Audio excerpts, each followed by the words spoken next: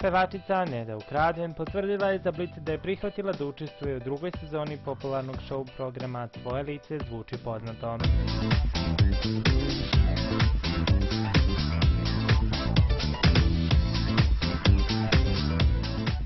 Pevačica Neda Ukraden potvrdila je da je prihvatila da učestvuje u drugoj sezoni popularnog showa Tvoje lice zvuči poznato. Ona je rekla da su nagovorili ćerka i zet jer su sigurni da će se pokazati u najboljem svetlu.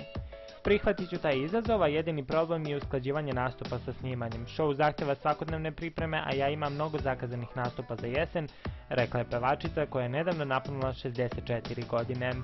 Neda kaže da joj neće biti problem da džuska dok peva jer sebe smatra veoma energičnom, a da je prošlu sezonu showa gledala kad je stigla, uglavnom na internetu, i da je navijala za Anu Kokić, Kneza i Željka Šašića. Na spisku potencijalnih učesnica su i Ana Nikolić i Nevena Božović, koje nisu želele za domaću štampu da komentarišu navodno učešće. Nevena je samo rekla da je trenutno u pregovorima, dok Kurir nije uspeo da dođe do komentara Ane Nikolić.